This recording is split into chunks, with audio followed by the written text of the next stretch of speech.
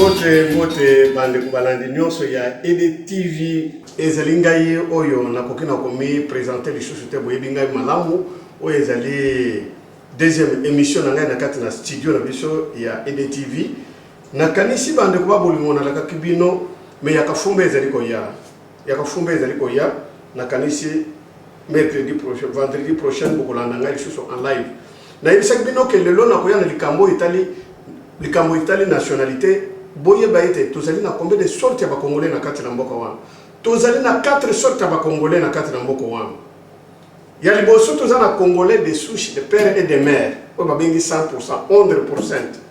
Donc sorte mi bala ba congolais tozali na ba kati na mboka na biso ezali ba congolien azali nani congolien azali mutu oyo ndeko na biso Solange abalani na ekolo songolo to na mundele to na angolais aboti na mwana ndeko na biso Solange wana azali congolien par les liens de sa mère azali congolais mwana wana azali na droit nyonso ya exercer na kati na Congo comme tout autre plus bas mais na sommet ya l'état mwana wana koki na toucher te exemple aneke na kolakisa bino ete Schwarzenegger na États-Unis bandimaki tazala gouverneur seulement asuke la wana na sommet akoko nyata te parce que ceux qui m'ont pas yamati na sommet même la Bible les ali kolobete mukanda na Deutéronome chapitre 17 les ali kolobete tant yo ko fana na mukili na yo pa yo wapi ngai nzambe na pesi yo na ko libula et que olingo pona mokonzi opona mupaya te poete mupaya tango ko s'enrichir akoma orgueiller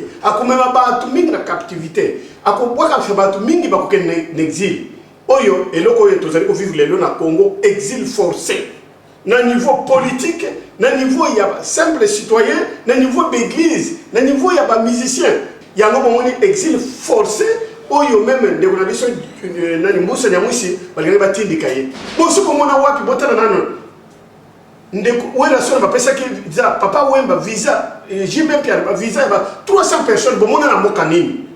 C'est pour dire que mata bango ba bima na kati na mboko tozana bango tina te mboko oyo to sosombi yango Congo comme un pays vendu au diable to sosombi mboka oyo alo bazali leko ko sala hote mais ma bango pa bapaye et puis baningele bazala ki complice wana bazala complicité na bango croyant que les Congolais tango ko bima ba ko ya exil ba ko bosana tango bazako lia friti bazoli na ba africanele alors bakobosana mukili na bango bakobosana makila na bango bakobosana pa yo mitolo na bango ekundama bakobosana nyonso tu biso to ko richesse na bango wana basali biso oyo nini histoire de tanga les corbeaux et les renards. Maître corbeau sur un arbre prêché tenait à son bec un fromage et maître renard par l'odeur alléchée lui tient à peu près ses langages. Oh, que vous êtes beau, que vous êtes joli. C'est ça, histoire yo. Occidentaux, colonisateurs belges, bayaki na yango. Et puis bayiko kolisa yango siko mais comment on a que non? Crise côté. Ba bomeli yango crise yo. Et côté l'Occident, ba bomeli yango Saddam Hussein. Et ko quitter. Ba zu biloko ezaki na Saddam Hussein ba bien ko quitter crise aussi la terre. Alors toi attaquer nani? Kadhafi. Ba attaquer Kadhafi. Les loyo Kadhafi simité ba bika non kaka na Congo. Bande na lobela kabino disu tangu nyonso muteki akoma kape musombi na kopesa bino lisese na suka boye bazana mayele bako limbo le lisose wana bako yeba ntina na yawo bande tozana congolais oyo ndeko na biso ya mwasi to ya mobali abalani na une étrangère aboti na ye mwana naza congolien tozana la troisième sorte ya ba congolais ezali din congolois azali nani azali mutu oyo Rwandais, Angolais, Tanzanie, Ougandais, Belge, oya yaki na Congo par loi d'immigration ou à qui asile par la loi wana ba reconnaître ba PCE nationalité. Toyeko koma tozana ba Congolite soko komi yango komi Congolite bongoli yango sans service comment était lutter pour devenir congolais. Le col la monsieur politique anambe amemaki ba arme kolite na ba arme Azaria Surubero na oyo babengi Moïse Nyarungabo na lobiete Moïse Nyau yangamu batu wana bazali ba Congolite bayaki na ba arme poete baya ko envahir Congo ba se procurer na nationalité na biso batu na bazaba congolais les ba sali groupe conglomérat des aventuriers on aza ko benga Hippolyte Kanambe na ekiri na yewana ezali conglomérat des aventuriers au bachira kati na Congo. Mais bandeko nazali ko kama attitude ya ba soi-disant ba serviteur de Dieu. Ba pasteur o baza ko sala ba tour kaka na ba jipe na ba soutien ya bana basi. Ba pasteur wana bazali ko sala nzela pe ko beta maboko lokola muntu lokola Denis Lesi bandeko boli bisanga yi. Minu nyoso na monoko ipola solo ya agene atigate lotoko atigate amelati ya tongoli mususu Denis Lesi. Denis Lesi diamba akomelati ya tongoli mususu. Mais Denis Lesi, famille Mobimba, Denis Lesi, Charles Lesi, Jean-Marie Lesi, Roger Lesi, tous sont des pasteurs. Rose Lesi, ba farceur, ba farceur. Ba miyibi na ba miyibi. Ba flatteur. Ba flatteur.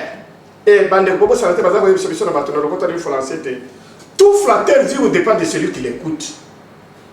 Bino ba baza ko landa bateau ya ba baza ba pasteur. Baza ba pasteur, ce ne sont pas des pasteurs, ce ne sont pas des serviteurs, ce sont des serviteurs. Baza ko tala tour na ba mabonza na ba dim. Alors bande ba bolingo na koloba ete likambo oyo basali na nzambe oza ko salere wana azali mwana ya Laurent Désiré boy na boy. Non! Tout qui te le dit, tout touché la nationalité, on a passé dans un bateau, non, ça c'est une petite affaire, ils allaient faire moi il y a collection en tente. Non! Ngaya take musaki na nzambita kuna zaku tanga mukana na Jonas chapitre 1. Na zaku mona ke ti chapitre 2 na zaku mona ke tangu mbonge yaki na mukili na bateau ezalaki ko voyager. Jonas lokola kimaki etina na nzambe azaki muto na libabe. Capitaine a tindi batuna ya bolu ka to voyage kambula na mbuli nan to mona mbongo ya boite mbongo ye liso lelo e wuti wapi Biblia lobi ete tango ba Jean ya bato ba bandiko tambo na balukilo ki ba kiti na sena maswa na kobe ba kikuta muntu abeta mana ko kuna ba suye ba lobi yaka tamba bimisi e pa capitaine batuni ye lokon bosu ba lobi kombo na yo nani ozali mwana ya nani tata na nani mama na yo nani pe wuti wapi pe zo kende wapi pe mbongo yo uzali ko zobiso wuti wapi Jonas alobinga kombo na Jonas mwana ya songolo pakala nazali ko kimanzambe donc mbongo yelibino pona ngai sukoli mbongo yesila alors buka matanga bukwa kanga na mai bokotika na kimia bande n'est-ce pas que mbongo yezali na Congo lelo massacre 5 sachets ezali massacre tuerie viol arrestation arbitraire atekata la terre abomata la terre ayibata la terre donc bande ba bolingo massacre mbongo ye na Congo oyo. Est-ce que mbongo yo soki basali na Nzambe soki tozala ki fidèle soki tozala ki correct devant Nzambe mbongo yo kokaki na continuer tozala to kanga Jonas to bisaye ayi bisaye te ngayo yo nazali rwandais Laurent Désiré azalaka assassin bande je ne mange pas mes mots nazana be preuve Laurent Désiré et azalaki cambrioleur na nini nazile et pas yazalaki bazalaki ko sala soki bato ya ba homme d'affaires bato ko somba ba diamant ba or pardon ti soki ba moni bazala ba momo ba yebisi ba ba kena ba revolver ba cambrioler ye ba boto limbo tata ya mwana oyo Hippolyte Kanambe akufa homme d'affaires moko muto abetaka e masasi akufa na kuba kenda ko monter na Laurent Désiré akufa alors kanda mwana oyo lokola yebaki kuwa na muto a préparaki kuwa na ya ko kenda ko cambrioler ezalaki Laurent Désiré yango kanda we mwana oyo alata.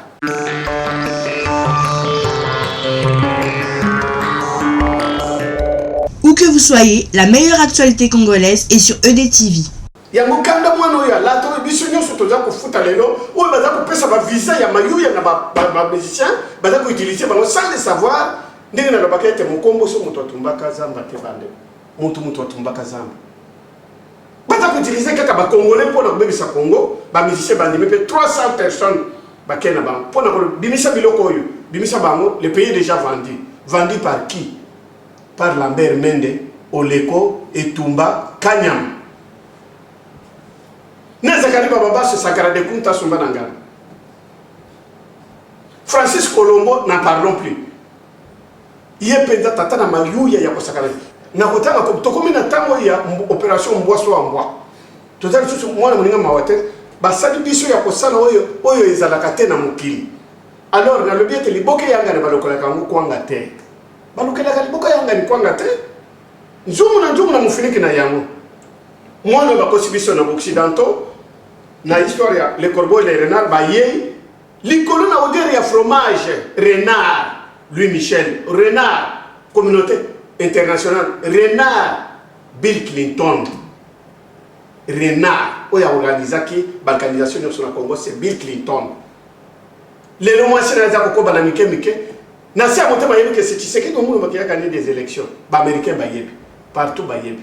Tout ça. Bon, on est tous allés filtrer. Mais bino ba musicien, yo Wera Son, yo Jibem Piano, yo Papa Wemba. Bozali ko sala ko chasser bana mboka na kati na mboka. Na constitution article moko na kati na constitution si je ne me trompe pas, si c'est l'article 30 ou 33. Ezali ko stipuler malamu. Et mutu moko tazali na pouvoir ya ko chasser peuple congolais na kati na territoire na ya Congo pour être en exil forcé. Ya ngo balinga ba créer mbusa nyamwisi. Lelo tozo yoka bakangi mwana ya président na biso eli Christian Tshisekedi. Mais c'est un peuple aza libre. Constitution ezali ko stipuler na article moko tango na koyamba la sima bande kuna na constitution na kotanga bino article par article. Na constitution balobi boy. Mwana ya Congo nyonso azali na pouvoir, azali na droit ya soki amoni mouvement moko ya bato songolo bazali ko ya pour bebisa mboka na ye ko envahir mboka na ye, azali na droit ya kotelema avec tous les moyens qu'il a pour protester contre le mouvement. Si le John Chibango a télémi, si c'est vrai John Chibango existe, si c'est vrai John Chibango combat pour nous, à côté de notre président Eli B52 Tomalanda Songandila, Tshisekedi wa Mulumbu. Si c'est vrai, s'il est le nôtre, où est le mal? Ce qui a le bien à s'associer dans des coins pour la libération. Ce qui, Hippolyte Kanambe, alias Joseph Kabila, ce qui a allé contre M23. Pourquoi a-t-il s'attaquer à John Chibango? Parce que John Chibango a le bien à la décision de déraciner. Où il va dire qu'on a le M23 et Bandaki a Kunda abattoir. Kunda abattoir. Vous voyez comment on trouve Kunda abattoir. Abomi, à celle abattoir, il y a Kundi abattoir. Kunda abattoir. Kunda abattoir a na pause tomoni Jean Bosco Tangana a Télémi. Na lingna kota siko tomona ki toyoka ki André Flao o akena Kinshasa. André Flao bande kumusuta ngaza ko yoka babazo ba azoke ndepona ko sala lokola François Hollande a disqualifié ki Kabila boy na boy. Non. François Hollande André Flao akei na Congo et dans les points de tine na connexion moi on est toujours derrière yo ko légitimer encore pour être barme ko planifier statut to na constitution na biso pour être mwana wana azo sur troisième mandat akoba na ye pour être bango bamona moyen ya koyiba ba congolais ba kufaka ça dit rien batali ba tout donc basila na mokili bande konanga il faut tozala tufongola biso kala ingango kala technique to se pelate que André Flao boy na bomona ki bino moko bolanda ki ba musu bolanda ki yango na bililingi ezali pona kutina na ko forcer que mwana wana azwa mandat musu légitimité na ye continuer ya mayu ya wana étant donné que Kabila a un président proclamé par Moïmoulunda et il n'est pas président élu. Tellement de gens congolais bazak bateli papalana na mukili mobimba bazak koteka na ba mai na Côte d'Ivoire ba lobiete ba to bazali mama Tresa kalana abetela ki lisolo lobiete papa toza kolia na bandika na ba généraux bande ko ba biso to kozala te lokola bato mususu yo ko no ko zo bo to benga na ba général mususu wana we bazana aki au changement bazali wana to kozala wa mulumba kozana bango beso to sala te lokola Laurent Désiré Salaki aya kuti armée ex-phase oli akamata bato wana sangisa bango bacha bango fonction ba yebi mo musala non akamata ba kuya oyo ba mvena oyo ba uta ba tusamoko boya zu bango ache bango na tolo na ye abomi armée nationale nyos yango bomoni de l'autre ça des bandades na kolobete yango na zaka contre pour moto bato balobakete Laurent Désiré Azali héros et pas France na lobaka NON pona nini poete bi ata bible le bete mabaku yebi ko zanga te me mawa ala kala mama beo ya yesa mabaku ko na bato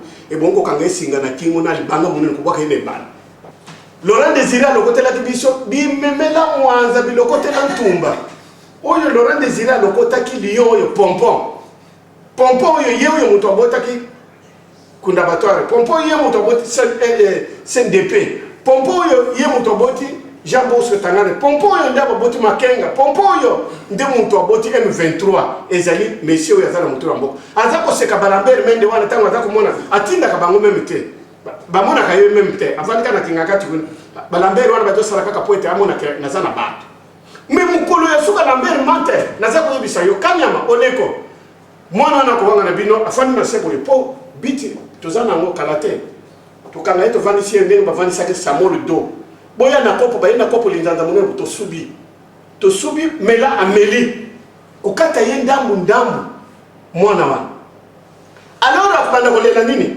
Lambert mende omoni opomisi ngai te mutu nazalaki ko tinda bino bosa okosa ba peuple congolais ezalaki yo moko ndo ozalaki kosala mpona matisa yo grade kanyama yo moto ozali kokende kopanza bawenge mpe kobotola bato bandako po ete namonake ozali dire mais orke baza dire te bobesi bofula mokila kanyama fula mokila Lambert mante kanga munoko fula mokila na yo fula mokila po tokokata mokila wana ntango esebelemi ntango ndifwene tokokata mokila wana ko omoni so kata ngo mokila na nko azole kaka bo kamati machete pya akokoma na emission ke moto ya komona libo akikoma liboma moko akokokenda lemba bele puf pa sumbi diare et yeba que Lambert mende denge na yebisaka na le papa ça de la âge po biso na diaspora bana sikubana bilaka batomboki soki mukolo kota na maître dona Lambert mende atambola katile no atambola kana sani ya mbele ya sika na frochette na luto akobeta yota ko so na bike so na betu yo okufa na minute mais sumba longola pantalon sumbi après zongi se yangwe pa yo kamata luto na kanyo zongi se yangwe pa yo uti Lambert ukoseka ba pardon écoutez la trop tard c'est le moment ou jamais fula mokila na yo kanga munoko na yo kanga noako kanga na kayo yo ka denile sika utukole ka mikolo kaza ko komisa to kwa kanga munoko na yo kende ko